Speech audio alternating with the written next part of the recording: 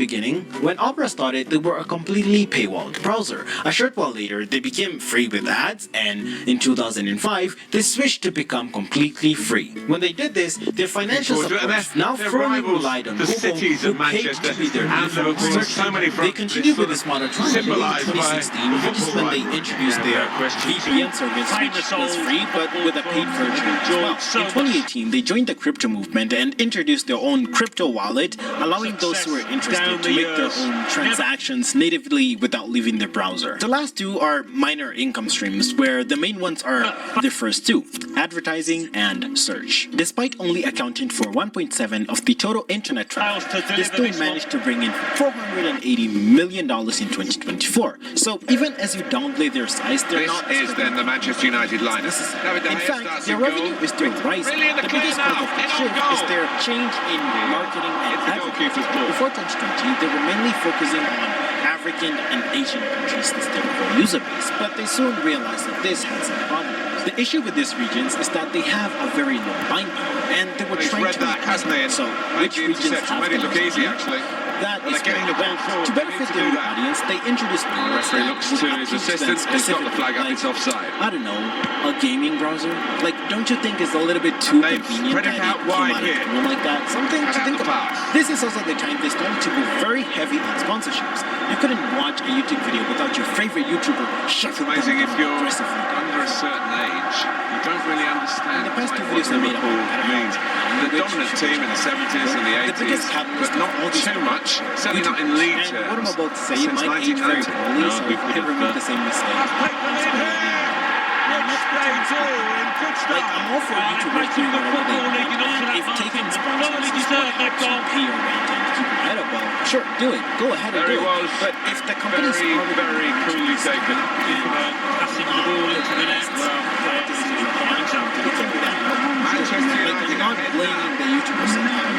They can't know what's going to happen in the future. They might not know what the company might do ahead of time. But when they're already doing those things in the moment when they're taking that, or when they're about to take that sponsorship, I don't know. It feels weird. It feels weird, and there should be some. Never looked like reaching its target, and they're away with the ball. To just not do it, to pick a different.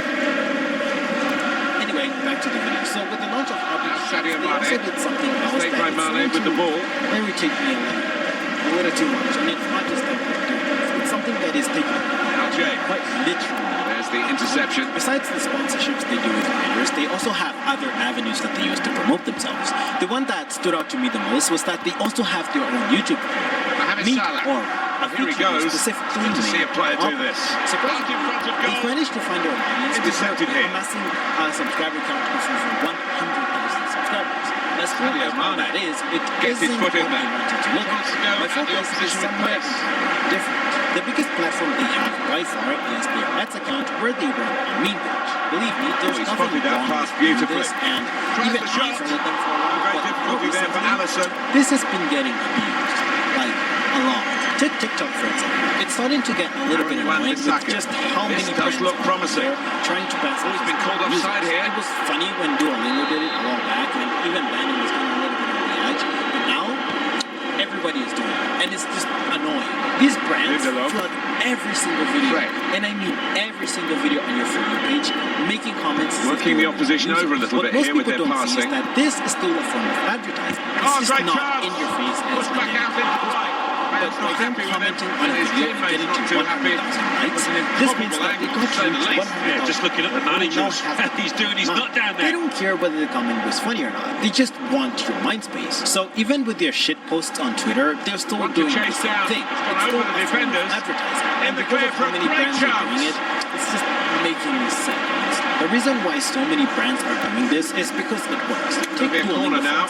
If we ignore their latest AI scandals and everything that's happening, they were a pretty huge brand. They were doing pretty well, and their business side, which is the app, was also benefiting. Goes to corner. But how? According to the across well. A majority of Gen Z prefer ads that feel like normal content instead of the corporate feeling ads of before. This is exactly that. By giving the brand a personality, makes it feel more relatable. But in reality, there's nothing relatable about billion. That is explaining Goalkeeper but goes not down, paying them enough comes when away it with the wouldn't ball, even well cost them played. that much to do it. Great Okay, we've goalkeeping. blabbered enough He didn't about shirk the challenge, advertising did he? and all these different things, but that's not the product you're here for. So before we move on to the loan scams, let's look at the gaming part. How good of a browser is when the gaming browser came out and started being heavily advertised by creators, as you'd expect, reviews started to surface. To save you a lot of time, let's go straight to the conclusion.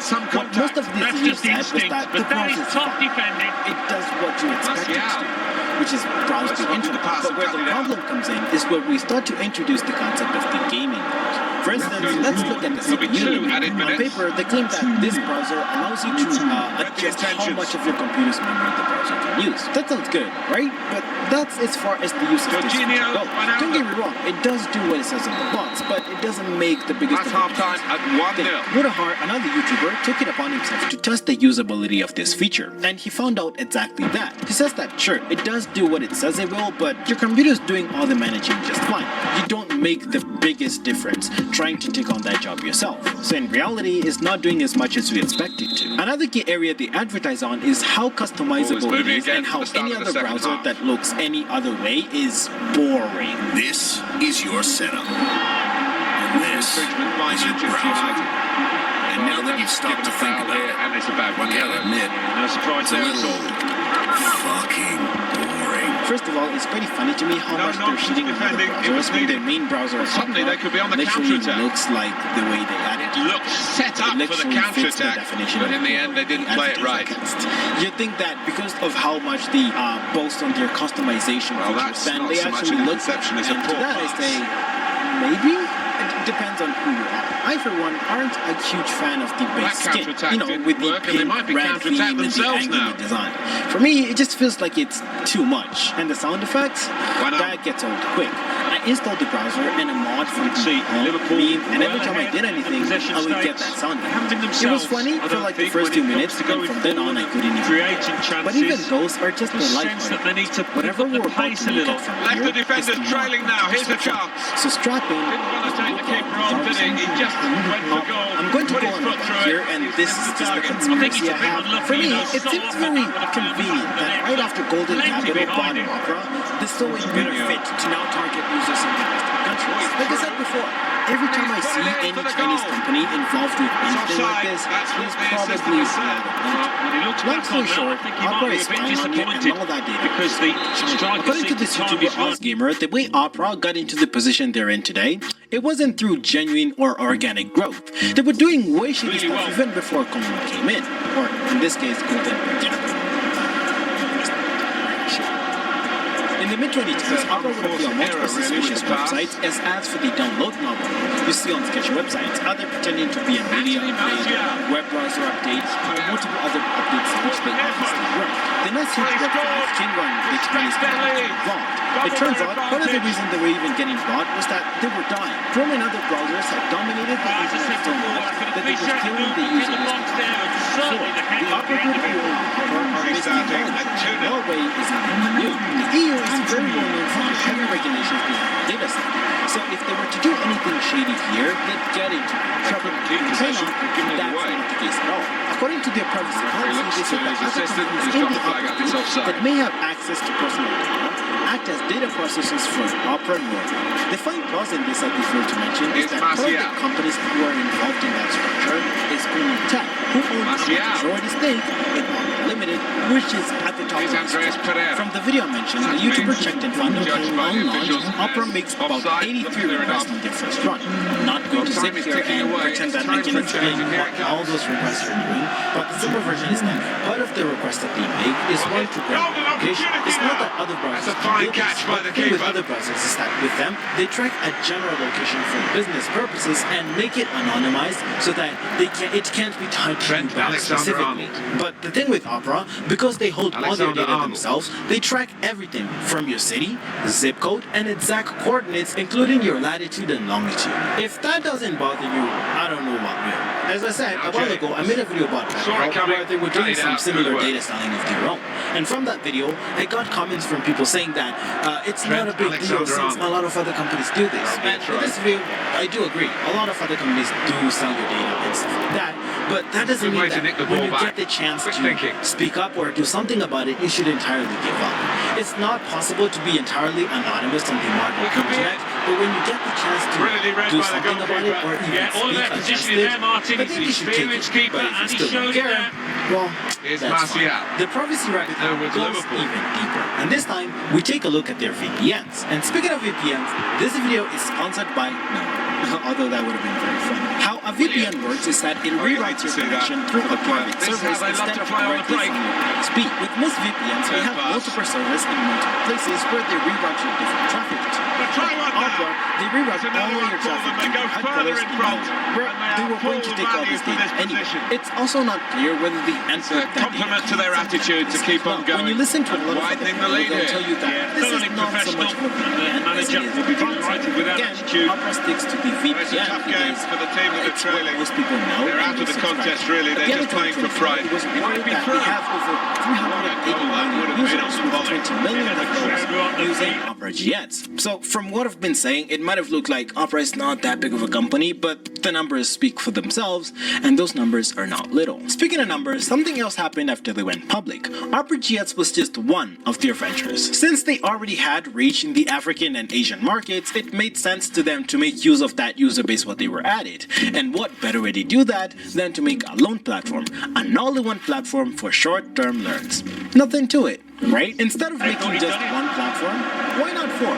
So we have Okash and Opesa for Kenya, Cashbean for India, and Opay for Nigeria. This is where all the shady stuff lies. They launched the app in Kenya in 2019, and in the first year, they made over $58 million, which proved to them Leicester, Liverpool, I think it's fair to say. Yeah, just didn't pick it up early on. It's been a grind out there for them. Old Trafford. Oxlade-Chamberlain. For today's Now Sadio Mane, chance for the cross. Anthony Martial. And the goalkeeper can take charge now. The official has indicated 3 more minutes. 3 minutes. Here's Martial. He's made the interception.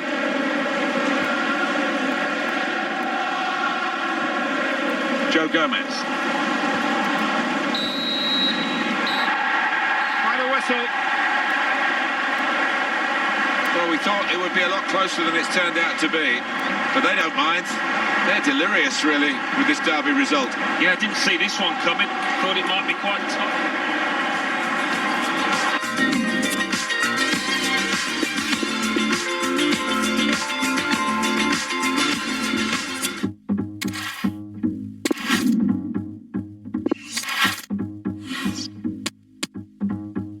Big warehouse.